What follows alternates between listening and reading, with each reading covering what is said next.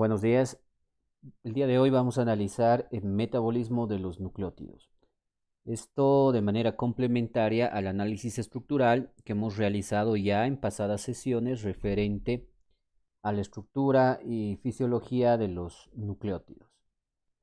Lo que involucra la revisión de este capítulo, ¿no? Está referente a la síntesis de los nucleótidos de purina, síntesis de desoxirribonucleótidos, degradación de los nucleótidos de purina y síntesis y degradación de pirimidines. Empezamos entonces analizando la síntesis de nucleótidos de purina, es decir, cómo se crean, cómo se sintetizan en el organismo estos nucleótidos. Hacer mención que todos los nucleótidos que hemos estudiado en pasadas sesiones no son esenciales desde un punto de vista nutricional. ¿Qué significa esto? Que no es necesario que los consumamos a través de los alimentos, ¿no? Ya que, como lo vamos a ver el día de hoy, existen diferentes rutas metabólicas, reacciones enzimáticas que permiten la síntesis de estos nucleótidos, tanto purinas como pirimidinas. En esta primera parte, entonces, vamos a hablar cómo se sintetizan las dos purinas de importancia fisiológica, ¿no? Vale decir, la adenina y la guanina. Ahí tienen en imagen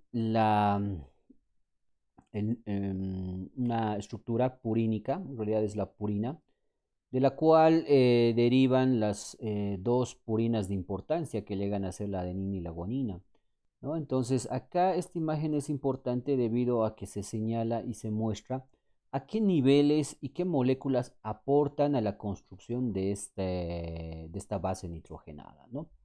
Entonces, como ustedes pueden observar, es importante la presencia de ciertos aminoácidos, es decir, los aminoácidos originan y llegan a formar parte de los nucleótidos. Tal es el caso del aspartato, la glicina y la glutamina. El aspartato aporta el nitrógeno 1 de esta estructura. La glicina aporta el carbono 4, 5 y el nitrógeno 7 de la purina. Y la glutamina aporta dos nitrógenos, el 3 y el 9. A esto se suman, ¿no?, carbonos que provienen, por ejemplo, del dióxido de carbono, que va a conformar parte del carbono 6, y variantes de la tetrahidrofolato, ¿no? Por ejemplo, la N10-formil tetrahidrofolato, que aporta el carbono 2, y el N5N10 metenil tetrahidrofolato, que llega a aportar el carbono 8. De esta manera, como ustedes pueden observar en pantalla, son moléculas que van a participar en la síntesis directa del anillo purínico, ¿no? Es por eso que, bueno, por lo menos la síntesis y construcción de estos nucleótidos favorece y promueve que hayan concentraciones adecuadas y óptimas en el organismo, en la célula, cuando así se los requiera, y no necesariamente consumirlos a través de la dieta. Empezamos con la serie de reacciones que van a promover la síntesis de estas estructuras. Todo este complejo de reacciones, les comento, se denominan o se conocen como síntesis de novo. Esa es la ruta por la cual se va a generar este anillo purínico que va a dar origen posteriormente a la adenina y la guanina. Esto empieza a través de la participación de la ribosa 5-fosfato. Como ustedes ya bien saben, la ribosa 5-fosfato proviene de la vía de las pentosas fosfato dentro del metabolismo de carbohidratos.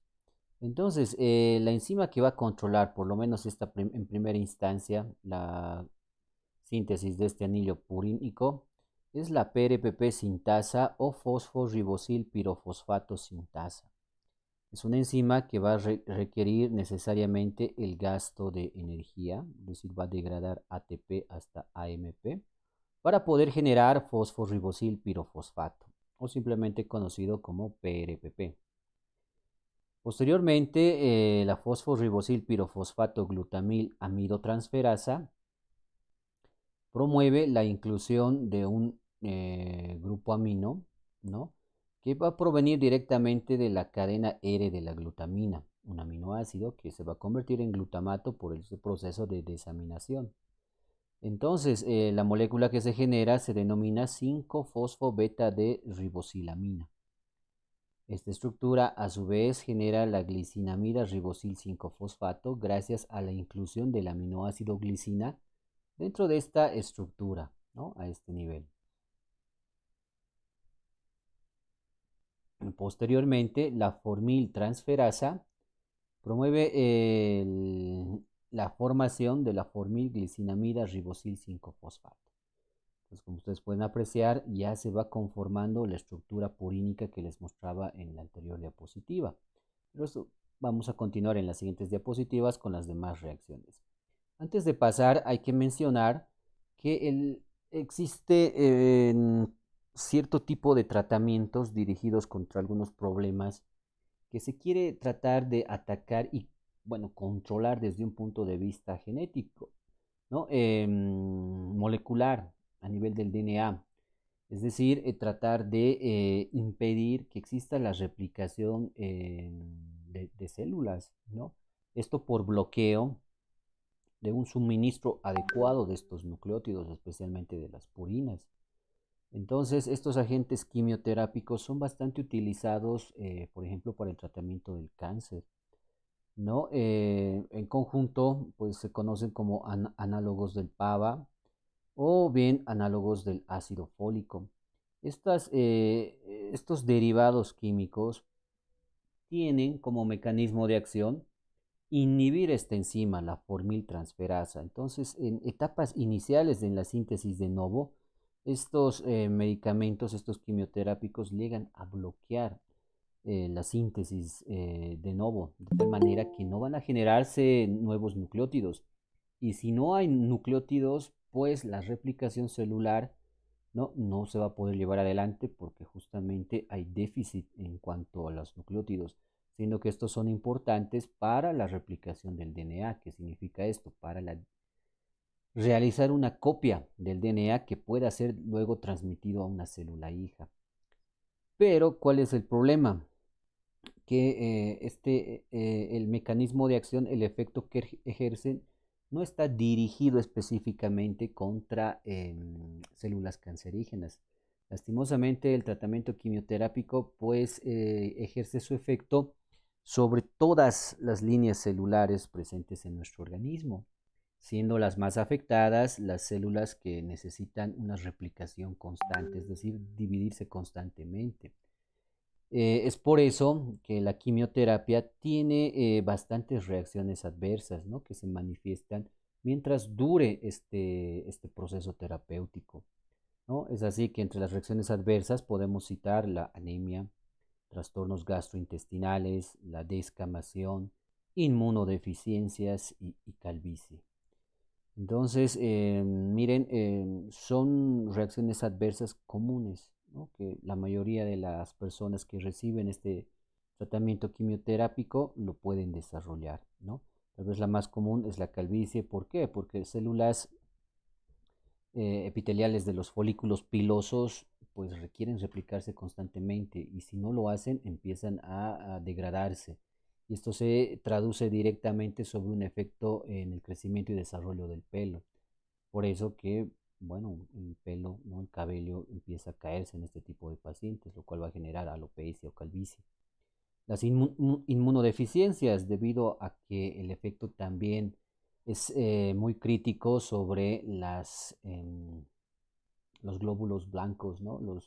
Las células que participan en la regulación del sistema inmune, ¿no? Las que controlan y regulan son los linfocitos del tipo B, o T, perdón, linfocitos T.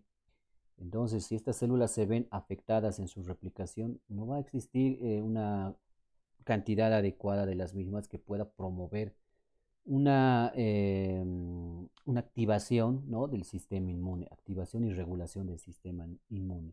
Por lo tanto, si no se puede evidenciar este desarrollo, ¿no? Si no se lleva adelante, lastimosamente este déficit en la respuesta inmune va a generar problemas de inmunodeficiencias y el desarrollo de ciertas enfermedades oportunistas, ¿no?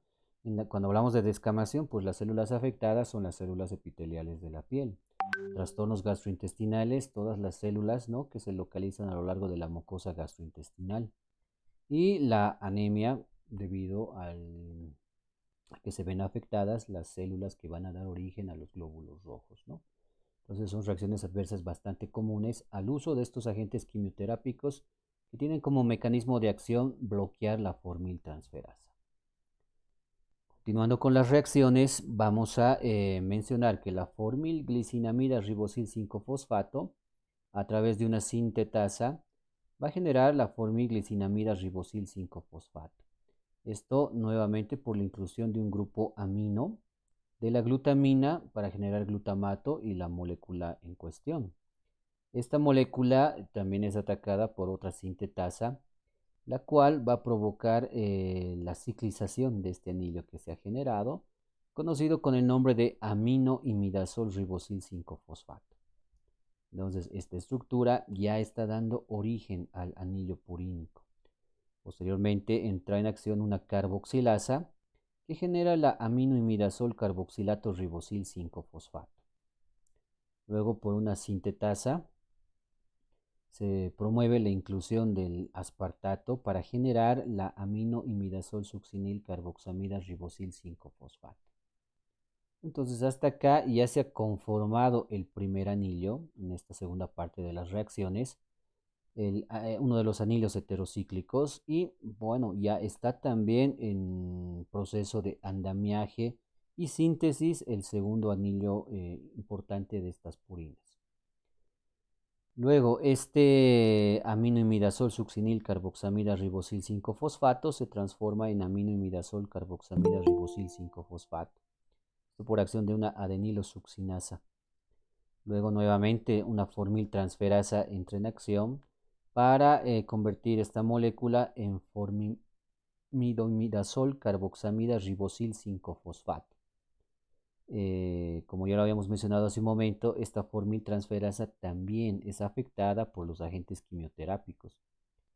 Luego, esta molécula, por acción de la IMP ciclohidrolasa o inosina monofosfato ciclohidrolasa, va a generar el nucleótido conocido con el nombre de IMP o inosina monofosfato, siendo esta la molécula que tiene más semejanza a las dos purinas de importancia fisiológica. Prácticamente esta inosina monofosfato o IMP es la base para la síntesis y creación de las otras purinas, ¿no?, tanto la adenina como la guanina. ¿Cómo se sintetizan estas dos purinas de importancia? A partir de la IMP, como lo mencionaba. Este IMP puede transformarse en adenilosuccinato gracias a la adenilosuccinato sintasa. Gracias también a la participación de otro grupo aspartato que va a ceder justamente su grupo amino alfa para su inclusión dentro de la estructura del AMP. Finalmente, la adenilosuccinasa genera el AMP o monofosfato de adenosina o adenosin monofosfato, siendo esta la estructura final y bueno, ya en un estado activo para poder incluirse en la síntesis de los ácidos nucleicos. Por otro lado, esta misma IMP, por acción de la IMP deshidrogenasa, va a generar la xantosina monofosfato. Esta xantosina monofosfato, a su vez, por una transaminidasa, genera la monofosfato de guanosina o GMP o guanosin monofosfato. Entonces, estos dos productos finales, tanto el AMP como el GMP, son los que tienen importancia fisiológica y son los que van a llegar a formar parte de los ácidos nucleicos. Acá otro detalle o dato curioso es también mencionar que el mecanismo del ácido micofenólico es bloquear justamente la enzima IMP deshidrogenasa o inosin monofosfato deshidrogenasa. Este fármaco, el ácido micofenólico, es un fármaco inmunosupresor, ¿no?, utilizado bastante en el caso de trasplantes y de esta manera evitar el rechazo de los mismos, ¿no? Entonces, cuando se lleva adelante un proceso de trasplante, es necesario descender la respuesta inmune del receptor, es decir, de la persona que está aceptando algún órgano o tejido. Esto con la finalidad de que no haya ese rechazo, ¿no?, hiperagudo o agudo, que en lugar de favorecer un buen pronóstico del paciente, ¿no?, puede generar y crear más bien una complicación. Entonces, el sistema inmune tiene que ser controlado y se utilizan este tipo de fármacos para poder inmunosuprimir o inmunodeprimir al paciente. Hasta ahí hablábamos de la síntesis de novo. Toda esa serie de reacciones que hemos analizado en esas tres fases se conoce con el nombre de síntesis de novo. Existe otra forma de síntesis de los mismos nucleótidos, miren, tanto el GMP como el AMP, pero de una forma más directa a través de sustratos que usualmente provienen de la dieta. A esto se conoce como vía de rescate de purinas, que es la segunda vía importante para la síntesis de los nucleótidos de purina. ¿En qué consiste esta vía de rescate de purinas? La hiposantina, ¿no?, que es un nucleótido que ya hace un momento lo conocíamos, puede generar directamente el IMP o inosin monofosfato. Esto gracias a la acción de esta enzima, hiposantina guanina fosforibosil transferasa.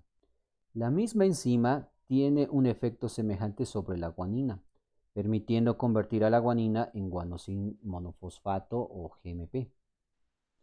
Luego la adenina puede ser transformado directamente en AMP gracias a la adenina fosforibosil transferasa. Entonces acá hay un cambio, una reacción directa que van a generar estos nucleótidos, pero que usualmente no es la más utilizada, ¿no? Pero sí se aprovecha bastante, especialmente a nivel intestinal, que es donde abundan, ¿no?, estas bases nitrogenadas provenientes de los nucleótidos de la dieta. Se ha descrito en la literatura una afectación directa sobre esta enzima denominada hiposantina guanina fosforibosil transferasa. Este trastorno tiene una causa genética, ¿no? Es un trastorno recesivo ligado al cromosoma X y se conoce con el síndrome de Lesch-Nyhan. Esto se traduce como una carencia total de esta enzima. Y al existir esta carencia total de la enzima, existe la incapacidad de rescatar guanina y adenina, así como guanina e hiposantina, de tal manera que esto se va a traducir, ¿no?, en ciertas formas o manifestaciones clínicas caracterizadas por la hiperuricemia. ¿Qué significa esto? Un aumento en los niveles de ácido úrico. Esto ¿no?, puede generar otras manifestaciones clínicas como urolitiasis, es la presencia de ácido úrico o cristales de ácido úrico a nivel renal, artritis gotosa, inflamación de las articulaciones por depósitos de ácido úrico, disfunción motriz y déficit cognitivo, ¿no?, que esto ejerce un directo efecto en el desarrollo de los niños. Al ser un problema genético congénito, entonces esto se va a manifestar desde el recién nacido, ¿no? Esta enfermedad, aparte de lo mencionado, también se caracteriza por automutilaciones. ¿Qué significa eso? Que es el mismo niño o niña que empieza a sentir una especie de hormigueo, ¿no?, parestesias, que van a generar molestia en el paciente. De tal manera que estos, con la finalidad, ¿no?, de evitar esa molestia, empiezan a extraerse o arrancarse pedazos de tejido, ¿no? A eso lo denominamos automutilación. Y la zona más afectada definitivamente van a ser los labios, las encías y la boca en general. Síntesis de desoxirribonucleótidos. Una vez que se han generado los nucleótidos, ¿no?, ya sea de tipo purínicos o de pirimirínicos, de los cuales recién vamos a hablar, estos pueden transformarse y deben transformarse en realidad en desoxirribonucleótidos, porque por lo menos lo que habíamos analizado, ¿no?, en la síntesis de novo o en la vía de rescate, generaba ribonucleótidos, ¿no?, materia prima para la síntesis en realidad del RNA, ácido ribonucleico. Pero no nos olvidemos que la célula también requiere de desoxirribonucleótidos. Entonces, estos se originan a partir de los nucleótidos ya sintetizados, donde se va a llevar adelante una reacción de óxido reducción. Esto es importante debido a que, bueno, de esta manera se promueve la eliminación del oxígeno en la posición 2' de la pentosa, ¿no? De tal manera que de esta manera se va a dar origen al desoxirribonucleótido. Entonces, esta reacción empieza a partir de un ribonucleótido, ¿no? Difosfato de ribonucleótido, que por acción de la ribonucleótido reductasa genera el difosfato de desoxirribonucleótido, ¿no? Entonces, a este nivel lo que ocurre es simplemente la reducción del grupo hidroxilo y la pérdida, que se va a traducir en la pérdida del oxígeno, ¿no? Esto al ser una reacción de óxido de reducción y al darse acá un proceso de reducción, entonces tiene que participar necesariamente una molécula que va a pasar a un estado oxidado. Entonces a este nivel es importante la participación de la molécula conocida como tioredoxina en un estado reducido que va a pasar a un estado oxidado. Entonces, como la célula siempre va a requerir esta molécula, entonces debe mantener niveles constantes de la misma. Es por eso que una vez que pasa del estado reducido al estado oxidado, ¿no? Este nuevamente vuelve a su estado reducido gracias a esta enzima, ¿no? Conocida como tioredoxina reductasa.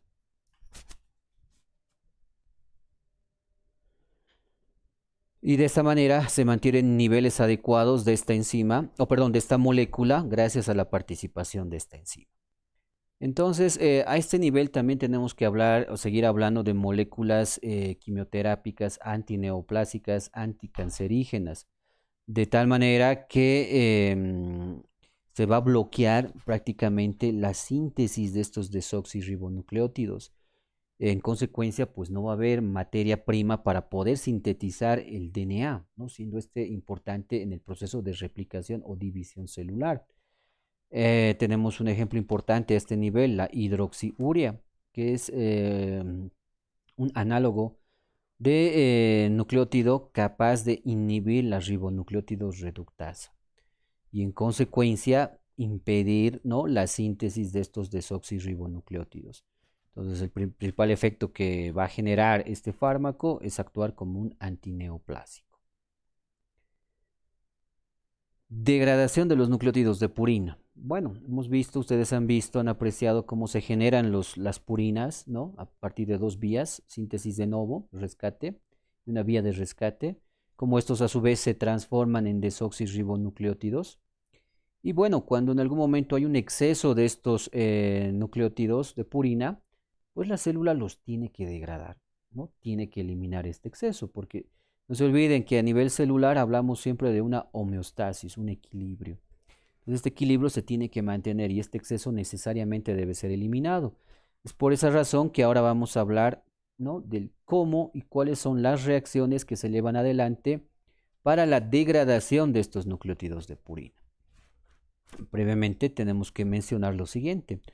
El DNA y el RNA puede estar presente en los alimentos, especialmente los de origen animal, ¿no? Ya que en realidad alimentos como la carne, ¿no?, van a contener células, porque básicamente son tejidos, ¿no es cierto? Y estos contienen células. Entonces las células a su vez contienen un núcleo y este núcleo pues contiene DNA y en el citoplasma también hay RNA.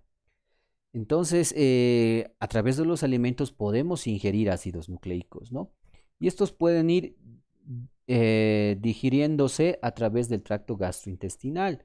Van a ser importantes en su digestión el jugo gástrico, ya que presenta un pH bajo que va a promover la desnaturalización del DNA y RNA.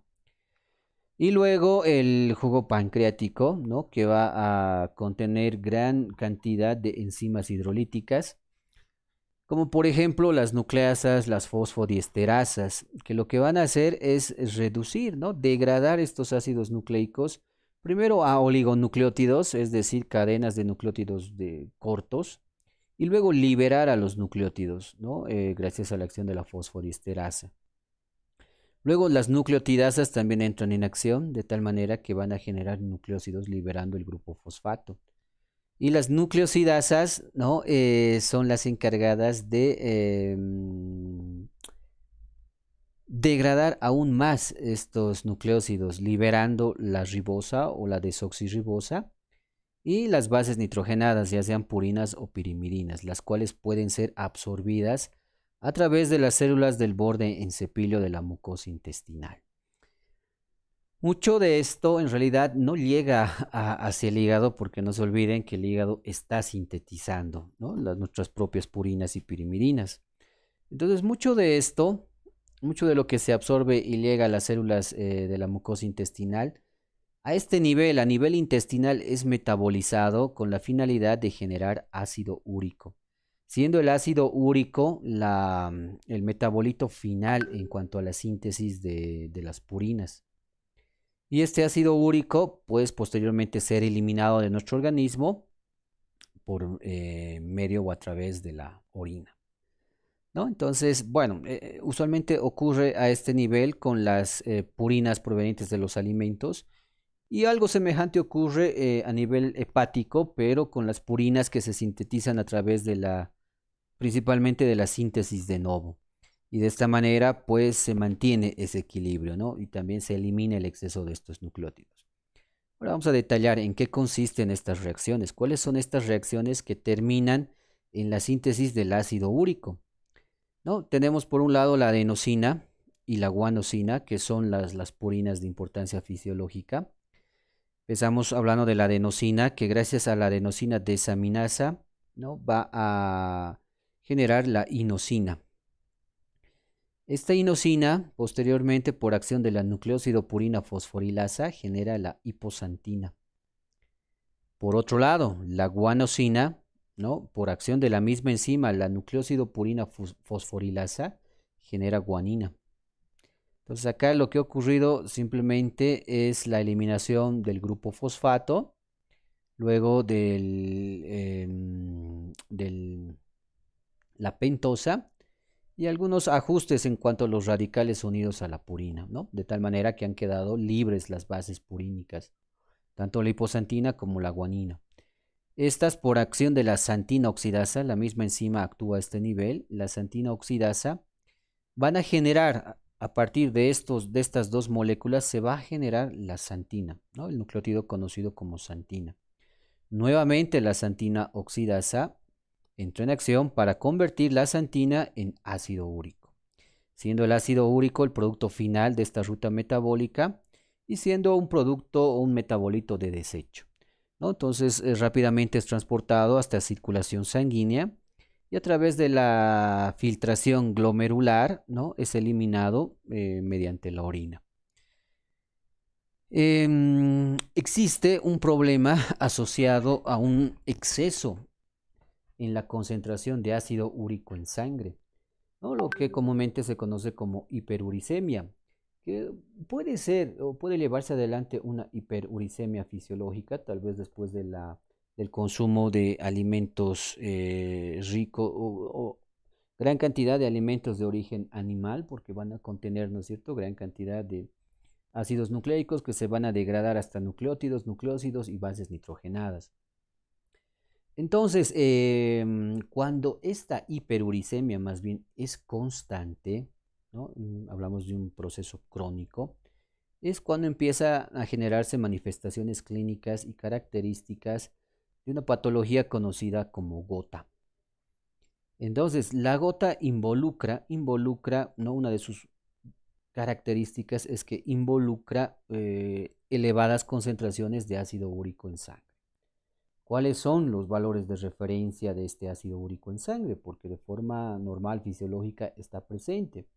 Y acá lo tenemos en las mujeres de 2,4 a 6 miligramos por decilitro y en los varones de 3,4 a 7 miligramos por decilitro, ¿no? Eso es lo normal.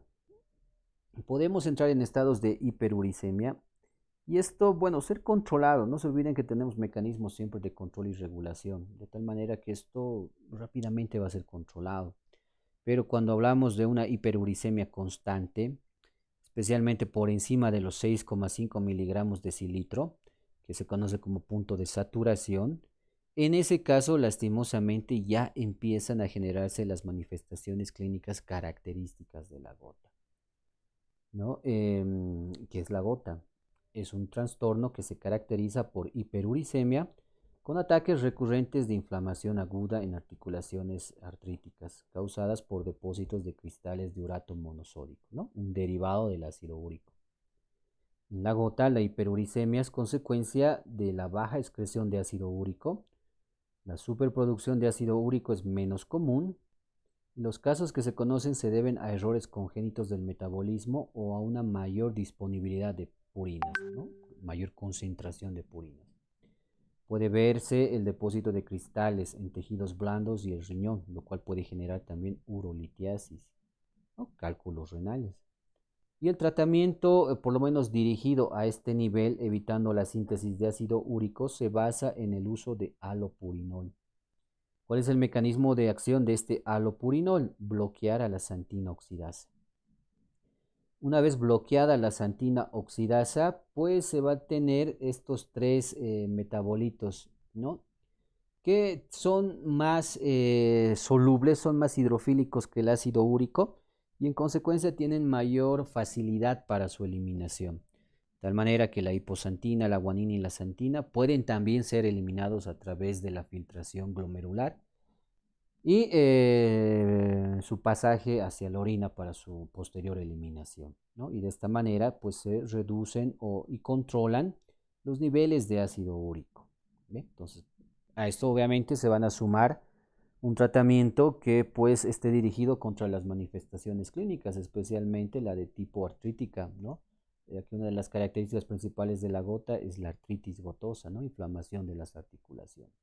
Necesariamente se tiene que suplementar y hacer el seguimiento con la aplicación de terapéuticas dirigidas específicamente a estas manifestaciones clínicas, pero eso es solamente como control.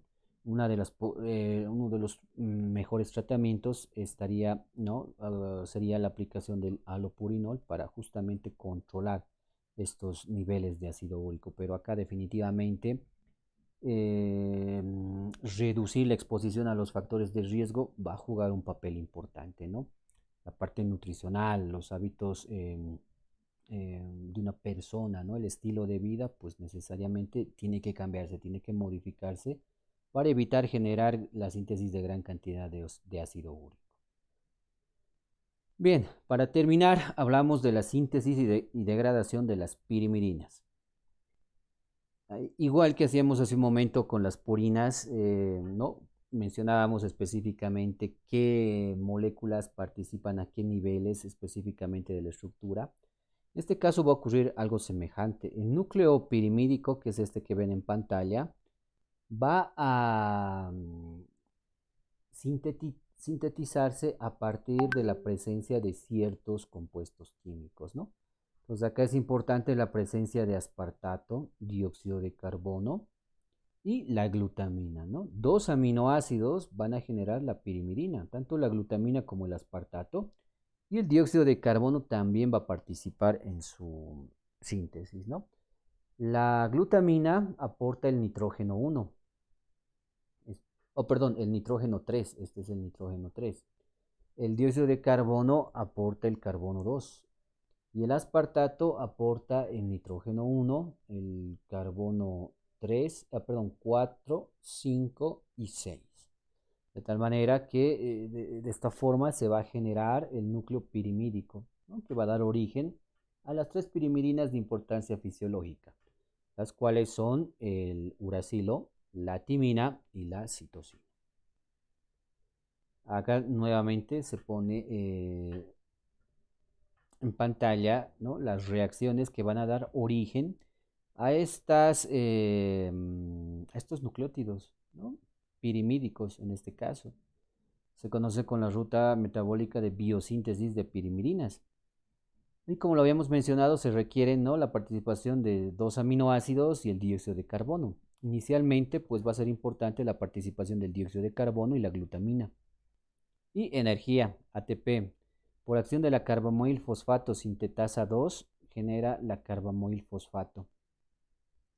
Esta carbamoil fosfato reacciona rápidamente con el aspartato, gracias al aspartato transcarbamoilasa, para generar carbamoil aspartato. Este a su vez, por acción de la dihidroorotasa, genera el dihidroorotato, ¿no? Ya prácticamente la base de las pirimidinas. Es una estructura que tiene bastante semejanza con las pirimidinas, a diferencia de la presencia ahí de un ácido carboxílico. Luego, este dihidroorotato, por la acción de la dihidroorotato deshidrogenasa, genera el orotato. Luego, la orotato, por acción de la orotato fosforibosiltransferasa, va a generar el monofosfato de orotidina, o también llamado OMP. Y finalmente, la OMP descarboxilasa va a eliminar ese ácido carboxílico de la estructura bajo la forma de dióxido de carbono, dando origen así al precursor de todas las pirimidinas, que es el UMP o uridín monofosfato. Entonces, este uridín monofosfato, que contiene la base nitrogenado uracilo, llega a ser la base para la síntesis de las otras dos pirimidinas, ¿no? Tenemos que hablar acá de un proceso de regulación. Necesariamente toda esta serie de reacciones están controladas por este sistema enzimático que involucra la participación de la carbamoil fosfato sintetasa 2, aspartato transcarbamoilasa y la dihidroorotasa, ¿no?, que son las enzimas que van a regular y controlar todo este proceso. También aquí hay unos datos clínicos, ¿no? La deficiencia, por ejemplo, o escasa cantidad de la OMP descarboxilasa o la orotato fosforibosiltransferasa se traduce en una aciduria orótica. ¿Qué significa esto? Presencia de grandes concentraciones de orotato en orina, los cuales pues pueden verse involucrados, ¿no?, en una anemia megaloblástica y excreciones de grandes cantidades de orotato en la orina. Como tratamiento para este problema, usualmente se administra la uridina, ¿no? Uridina de tal manera que se va a controlar este proceso y evitar la síntesis de orotato. De tal manera que, bueno, esto va a disminuir las manifestaciones clínicas características de la aciduria orótica. En cuanto a la síntesis de las otras dos pirimidinas, como les comentaba, se va a sintetizar a través del UMP, uridín monofosfato, que va a pasar a un estado difosfato y generar UDP. Este UDP a su vez se fosforila nuevamente para generar el UTP, y este UTP es el que va a generar el CTP, o citidín trifosfato. Esto gracias a la participación de la glutamina y acción de la CTP sintasa, de tal manera que hasta el momento ya tenemos, ¿no?, que se han generado dos pirimidinas, el UMP y el CTP. Por otro lado, el UDP, uridín difosfato, por acción de las ribonucleótidos reductasa, genera la desoxiuridina difosfato. De manera espontánea, ¿no?, se va a generar el desoxiuridín monofosfato, y por acción de la timidilato sintasa se va a generar el TMP o timidín monofosfato. De tal manera que ahí ya tenemos que se han generado las tres pirimidinas de importancia fisiológica: uridín monofosfato, citidín trifosfato y timidín monofosfato. Y estas obviamente van a participar en la síntesis de los ácidos nucleicos, ¿no?, tanto el DNA como el RNA. Finalmente, ¿cómo se eliminan estas pirimidinas? ¿No? No se olviden, siempre hablamos del equilibrio, y cuando en algún momento llega a haber un exceso de estas pirimidinas, el organismo a través del hígado va a eliminar las mismas, ¿no? De manera que la citosina previamente es convertida en uracilo por un proceso de desaminación. Este uracilo a su vez, por acción de la dihidropirimidina deshidrogenasa, va a generar el dihidrouracilo. Algo semejante va a ocurrir con la timina, que va a generar a su vez la dihidrotimina, por acción de la misma enzima. Tanto el dihidrouracilo como la dihidrotimina, a su vez, van a generar, va a haber una ruptura espontánea del anillo pirimídico para generar, por un lado, el beta-ureido-propionato y por el otro lado, la beta-ureido-isobutirato. Y ambas moléculas, por acción de la beta-ureido-propionasa, perdón, van a permitir, ¿no?, la eliminación de dióxido de carbono, amoníaco, además de la generación de beta-alanina y beta-aminoisobutirato.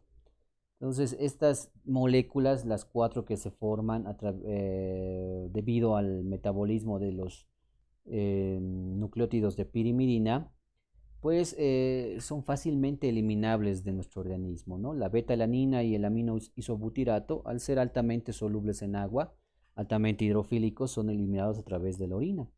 El dióxido de carbono a través de la respiración y el amoníaco, como ustedes ya conocen bien, a través del ciclo de la urea, ¿no?, que es una de las formas principales de la eliminación del amoníaco o amonio generado en nuestro organismo. Y bueno, eso sería todo. Muchas gracias por su atención.